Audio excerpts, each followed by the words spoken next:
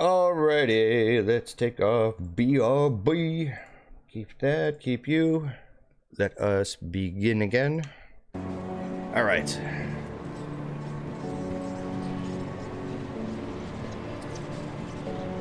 You know, something else that I'd really like to see fixed in this game, or at least have, like, I don't know, maybe this to be, like, a little threshed out a little bit more, is the overhead map, or the overworld map.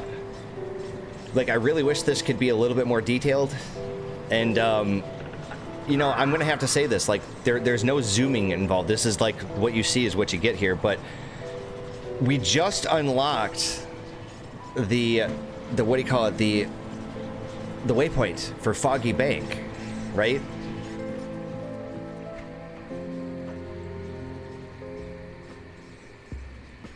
But see, if I were to take a step back here, because we just crossed over.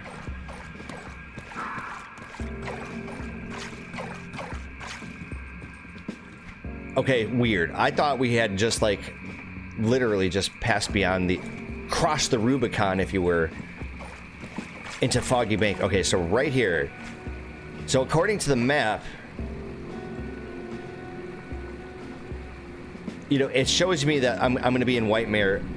Actually, maybe it doesn't. I don't know. You know, the problem is it doesn't show you exactly where you're at. But, like, right now, if I were to do a town portal, would it be either A, right next to Whitemire, meaning that, like, my portal is somewhere in the Whitemire environment, or B, would it be over here in the Foggy Bank, because I'm technically closer to the Foggy Bank waypoint here. I think my money's going to be on the Whitemire, and I don't really like that. Okay, so there's our town portal. Yeah, it's going to be right next to Whitemire. I just wish it were more detailed. Like, I wish I could zoom in on the this world map and zoom in and maybe tell precisely, like, where in Whitemire I'm at. Am I, like, a quarter of the way in? Am I, like, 2/3 of the way in? Am I just about to hit Foggy Bank? You know, just about to hit the little boundary? Like, that's kind of detailed information that I would really like to know, and especially with the town portal shit. Where is my town portal located? We know it's in Whitemire, but where?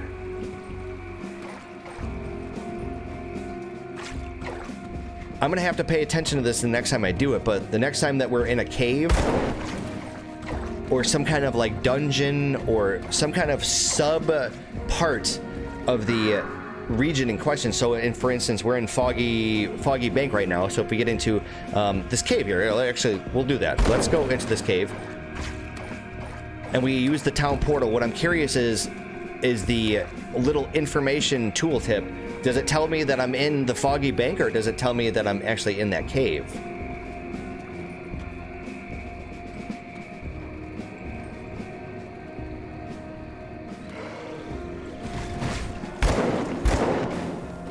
So apparently I actually didn't end up doing this cave. Strange. I thought we already did it, but maybe what I did is I was gonna wait until I came back off a break to finish this. Well, anyways, let us take our town portal, our rift, take it back to Devil's Crossing.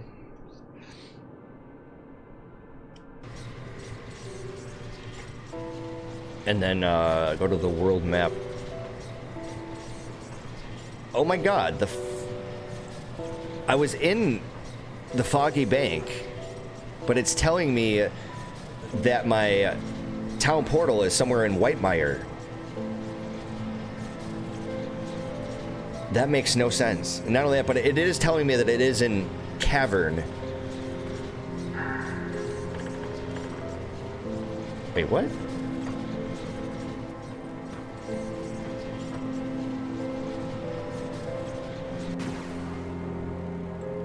Because when I was sitting there thinking, I was like, you know, wouldn't that suck if you did your town portal in, say, a cave or a dungeon or something like that?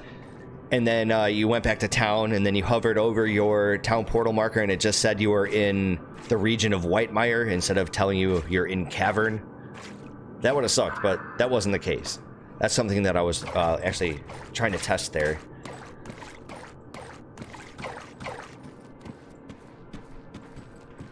But it is a little peculiar that it's telling me that I'm in Whitemire right now when I'm not. Okay, so we got the unspoiled or untouched meal here. We have a shrine, which means there's going to be a monster, or there's going to be a monster. There's going to be like probably a boss monster that's guarding it, I would imagine. Unless, of course, the shrine itself is going to be the ones where I actually have to fight the groups, the monsters themselves, instead of giving it the Aether Crystal. Find that out here in just a moment. Just want to clean out all of the shitty monsters, all the riffraff. Wow. That's hilarious. I did Ill Omen on it, and it totally got affected by the fear. Or the Terrify. So it bolted. That was great.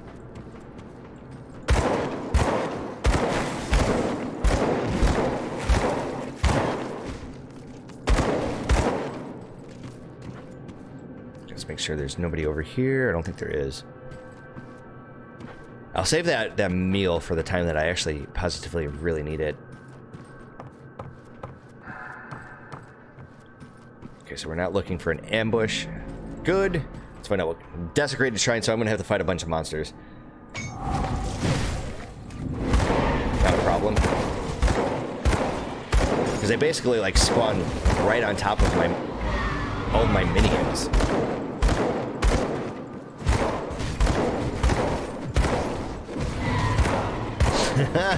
It's so great. I love it. Ill Omen is so good.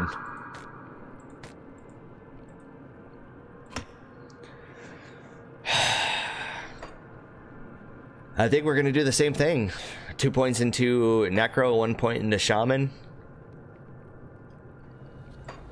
It's a really slow way to improve the masteries, but I really want to get my hands on Wendigo Totem, but I don't want to... Shit. Or I could do 2 into Shaman, 1 into Necro.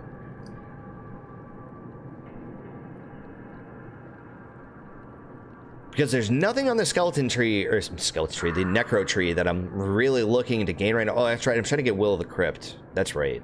And then the next skill that we're really going to concern ourselves with is potentially Call of the Grave, like we did in the analysis portion. I'm still thinking we should probably get that. But that's like one of those skills that I'm kind of be like, you know, if I really didn't have to fucking get this skill and put the skill points into something else because it's better, like the Vines, or I don't know, one of like Blight Fiend's, one of his skills or something like that. You know, Call of the Grave might be like one of those skills that I wouldn't mind taking the points away from. But I'm just not sure yet. I definitely want to get Will of the Crypt. We'll be able to do that next time. Next time we level up, that is. And we have 3 points available, thank you, that I have not allocated to anything. We're going to do the same thing. Crossroads, Shepherd's Crook, and there we go. So we need 3 more points, or 3 more devotion points to finish up Shepherd's Crook. Not too bad. What do we got right now? We got 18 offensive ability, flat offensive ability, that is. Plus 40 health, plus 8% health to all of our pets, and plus 15 flat cunning, and plus 40 flat health. Not too shabby. You know, I completely forgot about the devotions. And I was sitting there thinking about, like, when I had the idea in my mind about having to do another analysis video, given the fact that we're choosing a different class. I was sitting there thinking, I was like, God damn, what am I going to do about the devotions?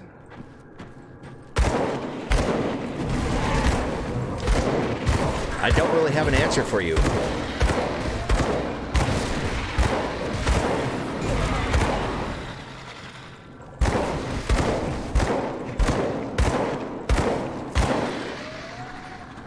I'm really unsure about, like, which way I'm going to go with that.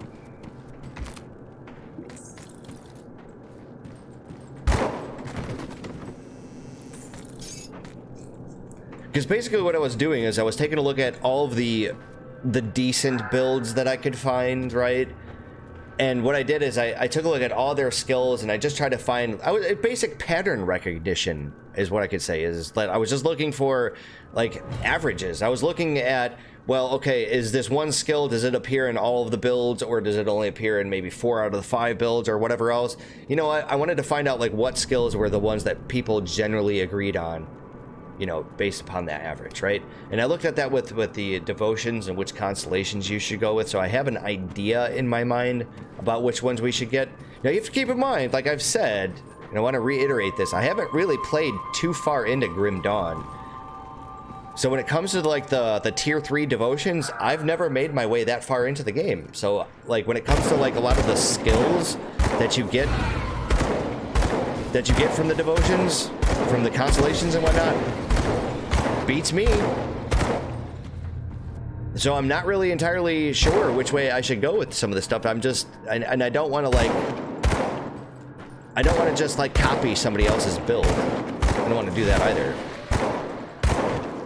But I have like paid attention to like what people chose, and like, you know, what would be the agreed upon constellations to choose from. However,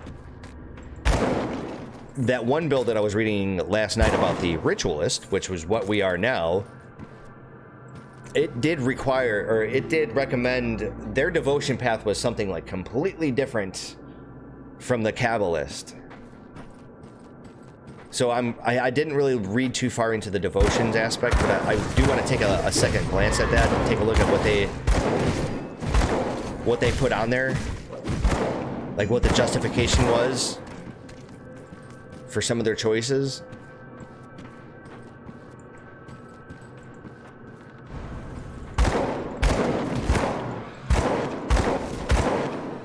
So let me just give you a good example of what I mean. Actually, we'll do that in a second. Let me come over here and make sure there's not going to be like an enemy that's going to come out of nowhere and snipe us. That'd be really embarrassing.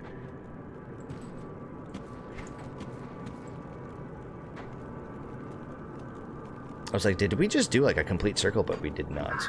I could actually go back and get this untouched meal, but I don't really think it's all that necessary now. Like, we're not hurting that bad on Constitution. So anyways, let's go into devotions. Let me give you an example. And this is kind of like going back to my criticism of this game's skills just not giving you enough required information, I feel like. Okay, so we have the Fiend here. In general, the Fiend is like one of those constellations that all of the builds that I looked at, all the worthwhile builds that I looked up anyways, seem to really favor this constellation, always.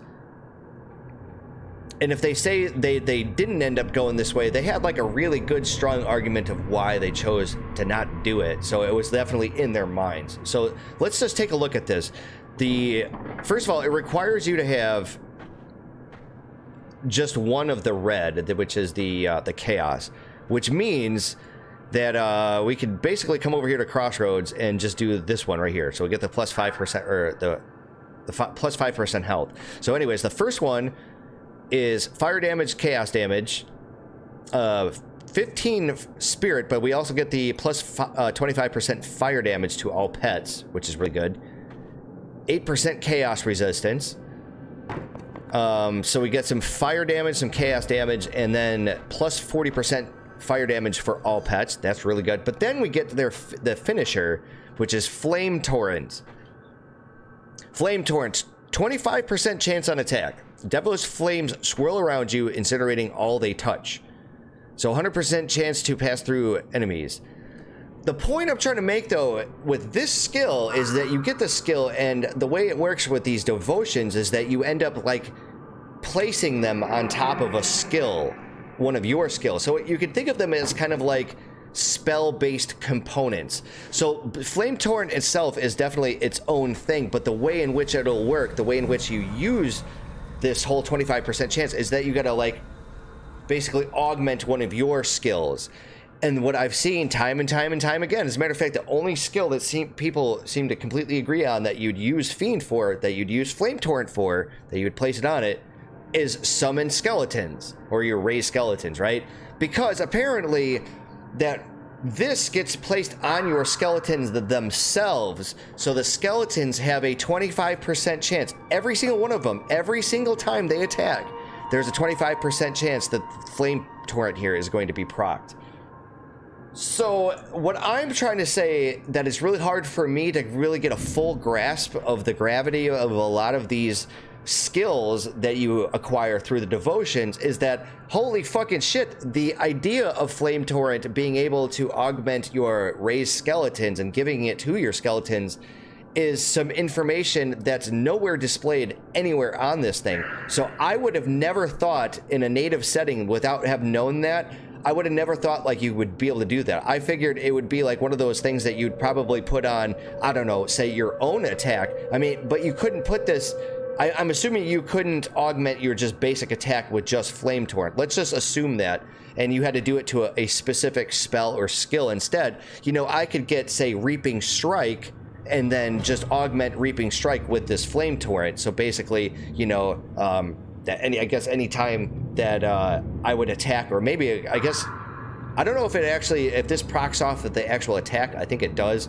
I think it's any time that I attack and I have a 25% chance of getting the flame torrent. But anyways, the point I'm trying to make is that I would think of this in a completely like literal, just linear sense, that I would just put this on one of my skills and it would just based upon my attack. I would never have dreamed that, you know, I would be able to put this on a pet that I would summon and they would have the ability to get this on their attack.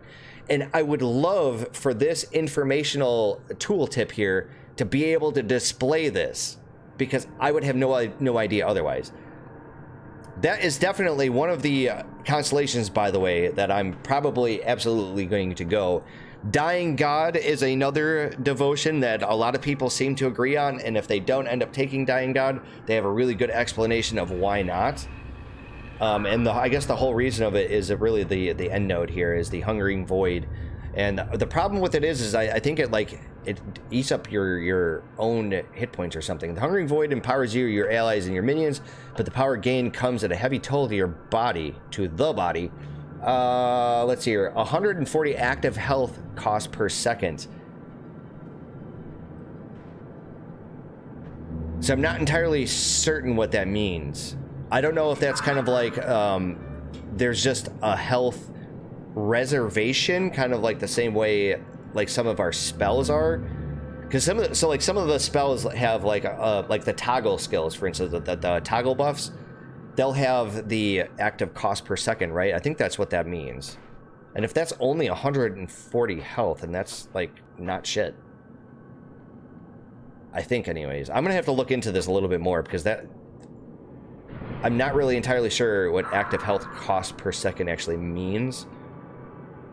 Does that mean like every second I have 140 HP just constantly drained from me? I don't know. It's shit like that I gotta actually like look up and get like clarification on, because again, the tooltip itself just it's ambiguous. It doesn't tell me enough information that I need. There was one thing in that Ritualist build that I was looking at that I had not considered before, that didn't appear, I don't think, in any of the other Kabbalist builds that I was looking up, was Sailor's Guide here, because it gives you this plus 8% movement speed.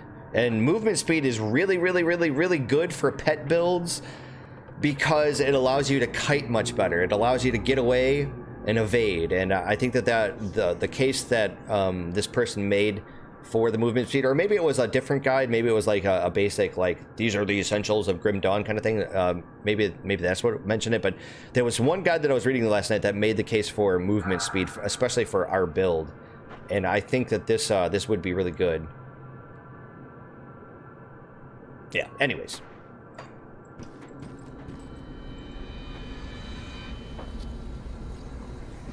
We'll have to do the, whatchamacallit, an analysis video for the devotions, or at least my kind of ideas. I don't remember being up here. Weird. Why is there this little section here? I don't remember doing anything like that. That's really strange.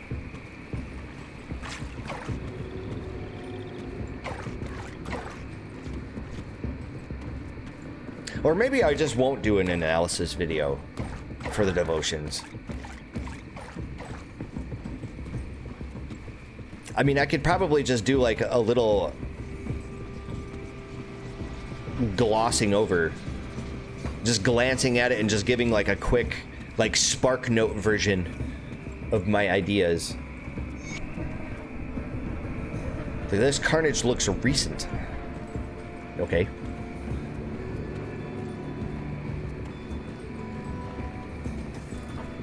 You know, one thing I'm obviously going to try to focus, that I'm going to try to prioritize as much as possible, is going to be pet bonuses.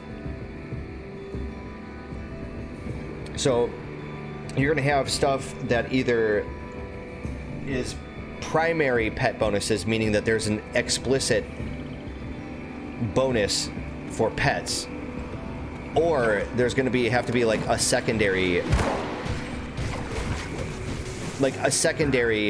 bonus to my pets, meaning that doesn't explicitly say, you know, here's the bonuses to all pets. Like, for instance, Fiend is a good example with the Flamethrower. Like, there's nothing explicit about that says, oh yeah, this is going to be a bonus to your pets, but it totally is. So I want to prioritize stuff like that. But since we are playing hardcore, come on, you people, please.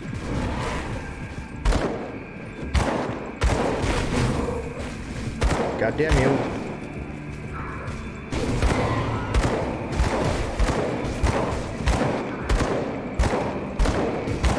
So I ended up terrifying this thing, but because it was surrounded by all of my peons, it had nowhere to run. And it's like it glitched out, and then it like kind of ran. So basically all my peons were able to just sit there and just destroy the thing.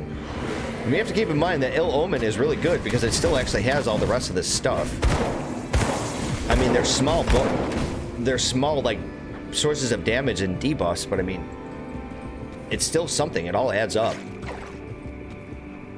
I have no idea where the hell this box came from because I don't remember ever being up in that area.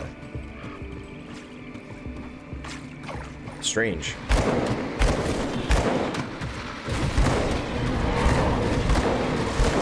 You know, the other thing about devotions that I'll say right up front right now is that I just don't know what would be the best for us. Like, I'm gonna have to really heavily use Grim Tools to get really a better idea and sense of what I'm going to, what I actually want to do. Prisoner calls for help. Okay, so we got Mr. Luther Graves here. Thank goodness someone came. Those Slith, they attacked my caravan and killed all my guards. I think the only reason they left me was so that they could have me fresh later. Those bastards. I'm from Devil's Crossing. I can help you get back there. Don't kid yourself. Look at this blood. I'm not going to be able to walk out of here. Appreciate the thought, but it might be better just to end it quick. You probably won't like this, but I can open a rift for you. The last thing I want is my legs is to stay on this side while the rest of me goes back. But you're not giving me any alternatives, are you? Send me off then. Pretty sure this is safe. Okay? We're getting pretty close to the point, I think, where we kind of left off. I don't think we're quite there yet, but I know we're getting close. So I think it's probably in my better interest to just start reading the dialogue and start paying attention to all of the deets instead of just glossing over them, because I don't really want to, like, I don't know, I don't want to like go past the point that we left off at.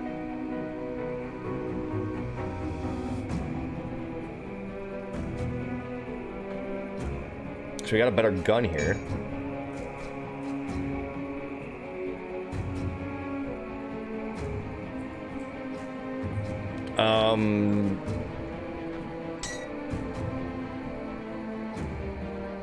Plus 50 health, so that would probably be better. I'm not going to be taking off the skeleton ring. The +1 to raise skeletons, like, why would I take that off? And not only that, it's such a godly ring. It gives me the +4 attack speed to all of my pets. It's fantastic. It's gonna be a long time before I de-equip that ring.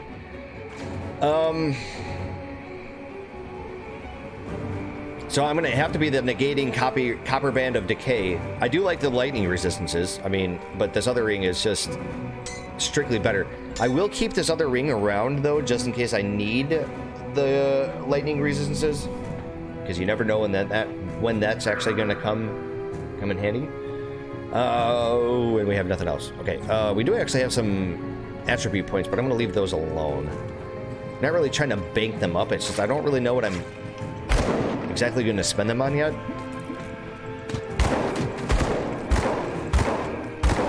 And I have to say, honestly, that when it comes to the attribute points, I actually like to have them kind of banked up because there's always going to be that one piece of gear that you really want to equip, but you can't because you're just like maybe 1 or 2 clicks away from being able to equip them.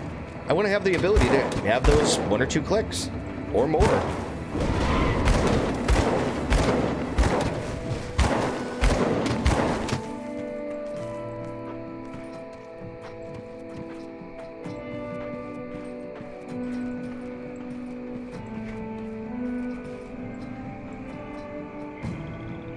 Okay, so what I think I should do is probably come back like this and explore this side of the map. Because it looks like this is pretty much the only other entrance in except for the top northernmost portion. But I don't really want to backtrack that way. I'm just really curious. I want to see how this map continues out.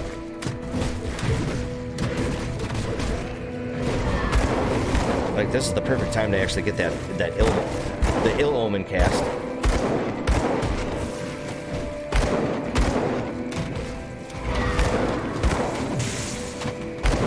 Oh, you son of a bitch. Yeah, there we go. Got him that time.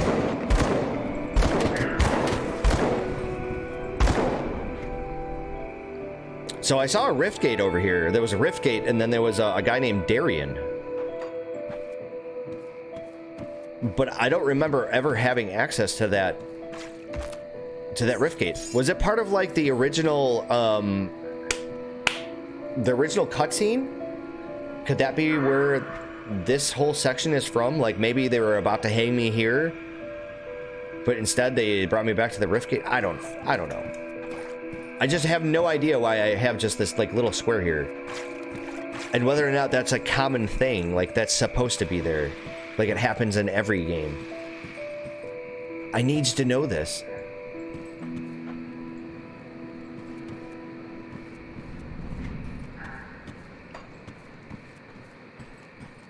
Well, apparently they kind of sort of connects here. We're going to be getting the absolute corner of it. You can even see the outline of the square right here. Look at that. You can kind of see it. Hold, let me back up a little bit. You can kind of see it when it's a little darker. See it? I can totally see the outline. I don't know if that's actually going to come through on the stream or not, because I know there's going to be a little degradation of quality. Okay, so I'm just totally on a little island right now.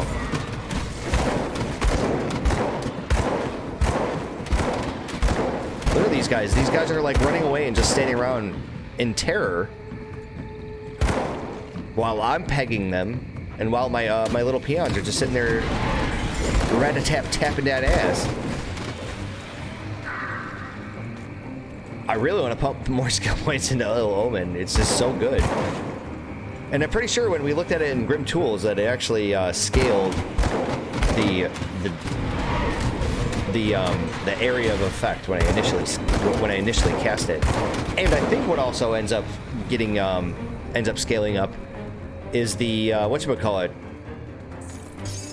the area of effect through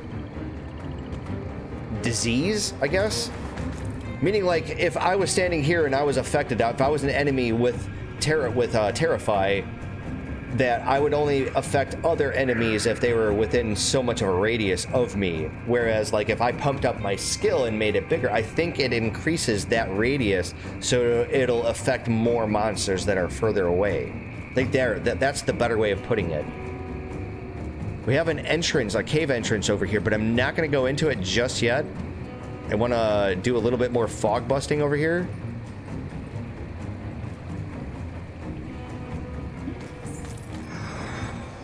strange that we get the pack, but not the actual corpse to loot.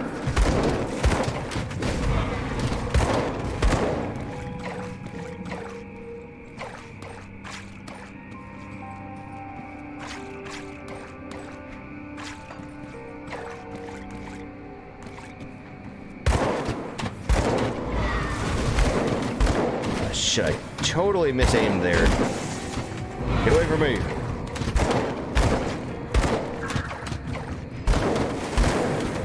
Holy Jesus.